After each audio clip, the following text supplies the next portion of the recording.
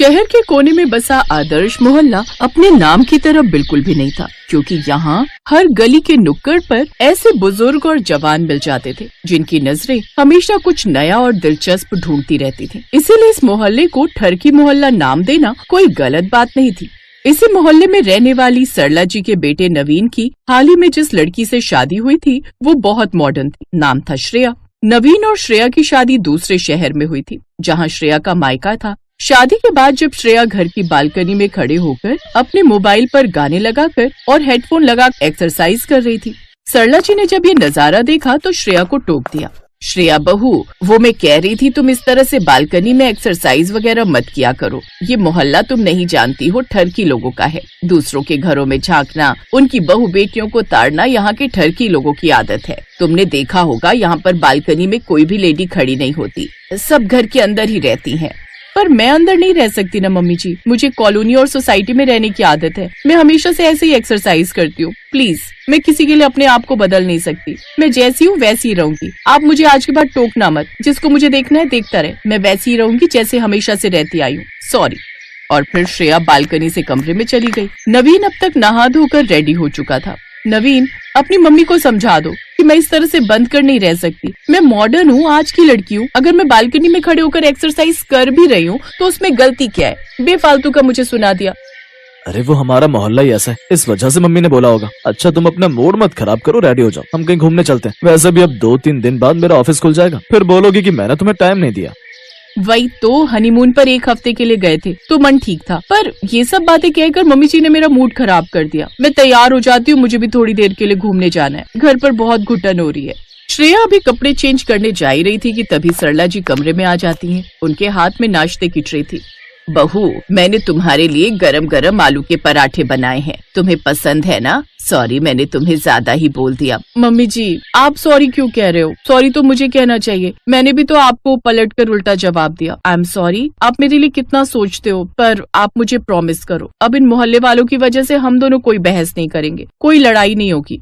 Promise. अब हम दोनों सास बहू कभी नहीं लड़ेंगे। जिसको जो कहना है कहता रहे, मेरी बहू लाखों में एक है।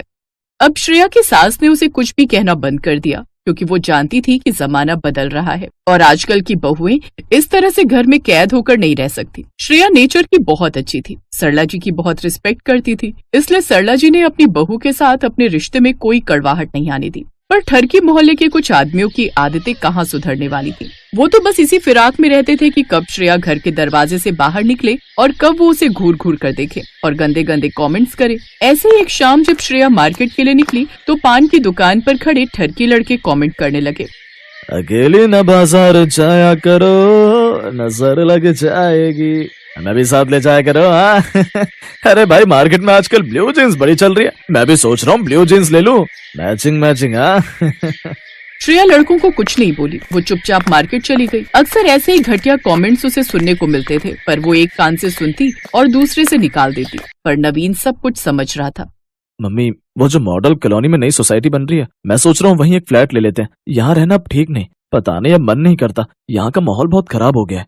सोसाइटी में? ठीक है बेटा, जैसी तुम्हारी मर्जी। श्रेया ने देखा सोसाइटी का नाम सुनकर उसकी सास थोड़ी उदास हो गई। श्रेया जानती थी कि उसकी सास सरला जी को इस घर से बहुत प्यार है, और हो भी क्यों ना, जिस घर में सालों बिता दिए उस घर को छोड़ने का किसका मन करता है। मोहल्ले में रहने की आदत होती है, इसलिए कुछ लोग सोसाइटी में रहने से घबराते हैं, जैसे सरला जी को थी। उन्हें सोसाइटी में रहना पसंद नहीं था, उन्हें तो अपना ये छोटा सा मोहल्ला बहुत पसंद था, क्योंकि इसी घर में तो उनकी शादी हुई थी, यहीं उनकी डोली आई थी, और उम्र के आखिरी पड़ाव पर इस घर को छोड़ना उनके लिए बहुत दुखदायी था। कमी घर में नहीं थी, कमी मोहल्ले में थी। वहाँ के लोग आगे बढ़ना ही नहीं चाहते थे। श्रेया ने नवीन को समझाया कि वो मोहल्ले में ही रहना चाहती है, इसलिए वो सोसाइटी में रहने की बात अभी मन से निकाल दे। नवीन कुछ दिनों के लिए ऑफिस के काम से बाहर गया हुआ था। रात के 3 बजे सामने के घर में रहने वाले मिश्रा जी की बहू के रोने की आवाज ने पूरे मोहल्ले को जगा दिया। मोहल्ले के सब लोग इकट्ठे हो गए और बातें करने लगे। श्रेया और उसकी सास भी आवाज सुनकर बालकनी में आ गए। अरे क्या हुआ भाई, ये मिश्रा जी के घर से रोने की आवाज क्यों आ रही है? मोहित की तबीयत बहुत खराब हो गई है, बेहोश है, कोई हरकत नहीं कर रहा। अब अनिल अंकल तो है नहीं, वो तो बाहर रहते हैं। 2-3 दिन से बीमार था यार अपना दोस्त, लगता है तबीयत ज्यादा खराब हो गई है, अस्पताल ले जाने वाले हैं। अरे राहुल बेटा, कहीं कोई ऑटो या कैब मिले तो बुला ला, तेरे दोस्त मोहित की तबीयत बहुत खराब हो गई है।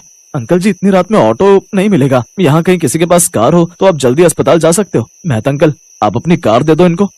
पर चलाएगा कौन, हम में से तो किसी को भी कार चलाना नहीं आती। कार सुनील ले गया है, बहू की रिश्तेदारी में शादी है और मैं भी अब कार नहीं चला पाता। रात के अंधेरे में मुझे तो दिखाई ही नहीं देता। जल्दबाजी में कहीं कोई इंतजाम नहीं हो रहा था। श्रेया को याद आया कि नवीन तो कार ले ही नहीं गया। श्रेया ने तुरंत गाड़ी की चाबी उठाई और अपनी सास से बोली, मम्मी जी आप कुंडी लगा लो, मैं मोहित को अस्पताल ले जा रही हूँ। ठीक है बहू, ध्यान से जाना। नवीन की कार घर के नीचे ही खड़ी रहती थी। श्रेया ने बिना देर किए मिश्रा जी को उनके पोते मोहित के साथ कार में बैठने को कहा। ये वही मोहित था जो रोजाना श्रेया पर गंदे कमेंट्स करता था। कुछ ही देर बाद मिश्रा जी और उनके परिवार के लोग श्रेया की कार में मोहित को लेकर अस्पताल पहुंचते हैं। समय पर मोहित का इलाज हो जाता है और मोहित ठीक हो जाता है। आदर्श मोहल्ले के सब लोग श्रेया की बहुत तारीफ करते हैं और इस तारीफ में मोहल्ले के ठरकी लोग भी शामिल थे। जो ठरकी मोहल्ले वाले कल तक श्रेया के लिए बुरे कमेंट करते थे, आज वही ठरकी लोग उसका पूरा सम्मान कर रहे थे। मोहित और बाकी सभी लड़के भी श्रेया को सॉरी बोलते हैं। सब जानते थे अगर श्रेया न होती तो मोहित की जान बचाना मुश्किल था। आदर्श मोहल्ले ने अपने नाम के आगे से ठरकी मोहल्ले का टैग हटा दिया। अब सब लोगों के व्यवहार में भी सुधार हुआ और ठरकी मोहल्ला फिर से आदर्श मोहल्ला बन गया।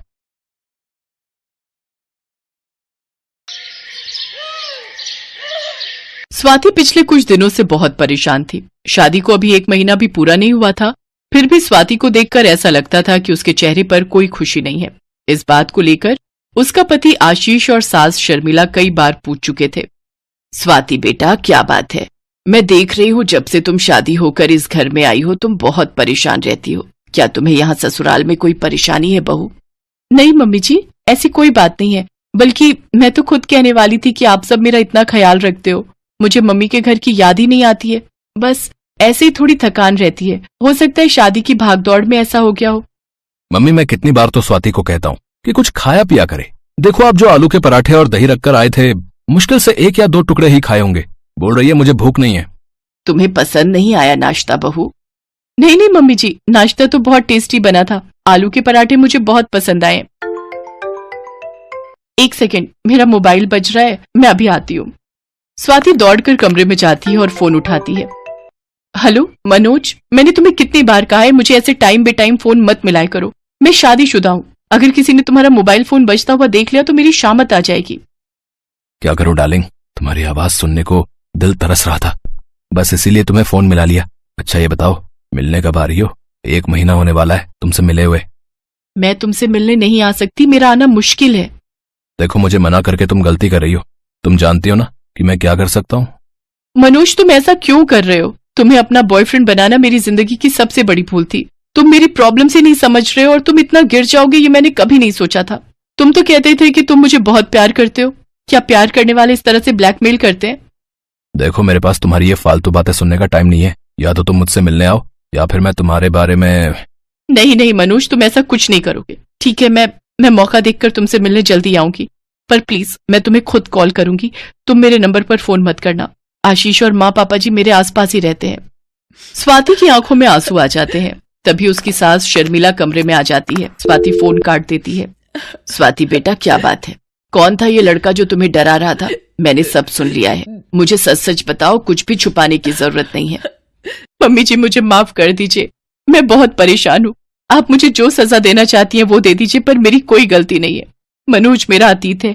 शादी से पहले मनोज और मैं एक दूसरे से प्यार करते थे, पर अब जब शादी के बाद मेरा उससे कोई रिश्ता नहीं है तो वो मुझे फोन करके ब्लैकमेल कर रहा है। स्वाति मनोज नाम के उस लड़के के बारे में अपनी सास शर्मिला को सारी सच्चाई बताती है। मनोज स्वाति का बॉयफ्रेंड था। वो 1 नंबर का बदमाश आदमी था। वो आए दिन लड़कियों को फंसाता रहता था, इसलिए स्वाति ने मनोज का साथ छोड़ दिया और अपने पापा को आशीष के लिए हाँ कह दी। पर अब शादी के बाद मनोज स्वाति को ब्लैकमेल कर रहा था, जिस वजह से स्वाति बहुत परेशान थी। स्वाति की सास को सारी सच्चाई पता चल चुकी थी। घबराओ नहीं स्वाति, मैं तुम्हारी सास बाद में हूँ, पहले एक माँ हूँ। हम दोनों मिलकर उस मनोज को सबक सिखाएंगे और तुम डरो नहीं, मैं तुम्हारे और आशीष के रिश्ते पर बिल्कुल भी आंच नहीं आने दूंगी। पर मम्मी जी मनोज बहुत चालाक लड़का है। अरे उसकी चालाकी मुझे निकालनी आती है, मैंने ऐसे बहुत से लड़कों को कॉलेज टाइम में ठीक किया है, पर मुझे आशीष और तुम्हारे पापा जी से ये बात छुपानी होगी। बस तुम देखती जाओ कि मैं क्या करती हूँ। मुझे मनोज का नंबर दो। ये लीजिए मम्मी जी। घंटी जा रही है, उठा लिया। हेलो, अगर मैंने सही नंबर मिलाया है तो क्या आप मनोज बोल रहे हैं? हाँ, नंबर तो आपने बिल्कुल सही मिलाया है। मैं मनोज बोल रहा हूँ, पर आप कौन? मेरा नाम रीटा है। मैंने सोशल मीडिया पर आपको देखा था। वहाँ प्रोफाइल पर आपने अपना कांटेक्ट नंबर भी डाला हुआ था। सच कहूँ तो मैं तो आपकी पिक देखते ही आपको अपना दिल दे बैठी थी। आपको फोन किए बिना मैं रह ही नहीं पाई। आपको मेरी बातों का बुरा तो नहीं लगा? नहीं, मुझे आपकी बातों का बुरा नहीं लगा। मैनेजर अंकल, मैंने आपको कहा तो है, आप 20 लाख का चेक काट लीजिए, मैं साइन कर दूंगी। बाकी पापा ऑस्ट्रेलिया से आएंगे तब आप उनसे बात कर लीजिएगा। अभी मैं फोन पर बिजी हूँ, आप थोड़ी देर बाद आना। मनोज से इस तरह झूठी बातें करते शर्मिला स्वाति को आंख मारती है। अब तक स्वाति सब कुछ समझ गई थी। शर्मिला एक पैसे वाली लड़की बनकर मनोज से बातें कर रही थी। शर्मिला से बात करने के चक्कर में मनोज ने अब स्वाति को भी फोन करना बंद कर दिया। इससे स्वाति को थोड़ी तसल्ली हो गई थी। डार्लिंग, हम कब तक फोन पर बातें करते रहेंगे? एक बार तो मिलने आ जाओ। अब तो मैं तुम्हारा बॉयफ्रेंड बन चुका हूँ। मैं तुम्हें देखना चाहता हूँ। ओ बेबी, मैं भी तुमसे मिलने के लिए बहुत तड़प रही हूँ, पर क्या करूँ, पापा भी ऑस्ट्रेलिया से आए नहीं है। यहाँ ऑफिस में बहुत काम है, करोड़ों की डील फाइनल करनी है आज मुझे। अच्छा ठीक है, मैं तुमसे कल शाम को 6 बजे मिलती हूँ। एक काम करती हूँ, मैं तुम्हारे घर आ जाऊंगी, वो ठीक रहेगा? हाँ बिल्कुल, मैं तुम्हें अभी अपने घर का एड्रेस भेजता हूँ। मैं तुम्हारा बेसब्री से इंतजार करूंगा जाने मन। मनोज पूरी तरह से शर्मिला के जाल में फंस चुका था। अपनी सास की ऐसी एक्टिंग देखकर स्वाति भी हैरान थी। स्वाति बेटा, अब एक आखिरी दाव और खेलना है। कल तुम ठीक 5:30 बजे मनोज के घर पहुंच जाना और उसके बाद मैं तुम्हें सब समझा देती हूँ तुम्हें क्या करना है। मम्मी जी, आज के जमाने में कौन सास अपनी बहू की ऐसे मदद करती है? आप मेरे लिए जो कर रहे हो ये कोई भी नहीं करता।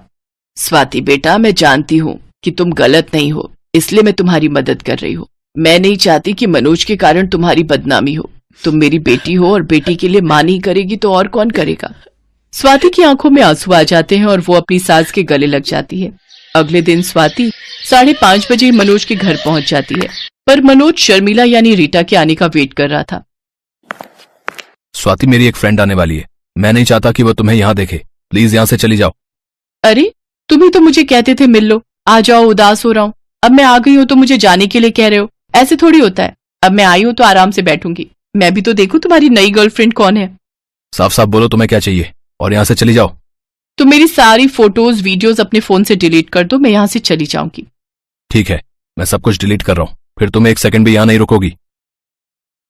ये देखो, मैंने सब कुछ डिलीट कर दिया। अब यहाँ से जाओ। हाँ हाँ, जा रही हूँ, परेशान मत हो। मनोज अपने फोन से स्वाति के सारे पुराने फोटोज और वीडियोस सब कुछ डिलीट कर देता है।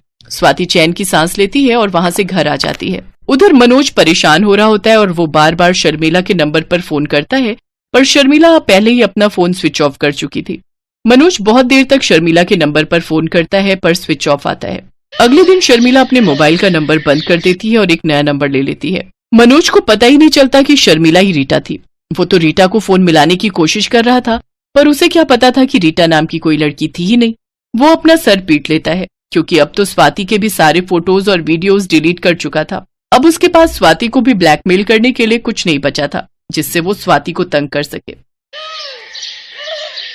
अरे क्या बात है शर्मिला, आज तुम दोनों सास बहू बड़ी खुश दिखाई दे रही हो।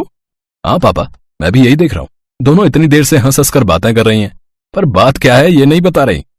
अरे बोल तो दिया, हम सास बहू के बीच की बात है, तुम दोनों आदमी नहीं समझोगे, क्यों बहू? हाँ मम्मी जी, ये तो सच है। ये बात आपके और मेरे बीच की है और इस बात के लिए फिर से एक बार thank you mummy ji. Love you. Love you too मेरी प्यारी बहू रानी। Thanks for watching.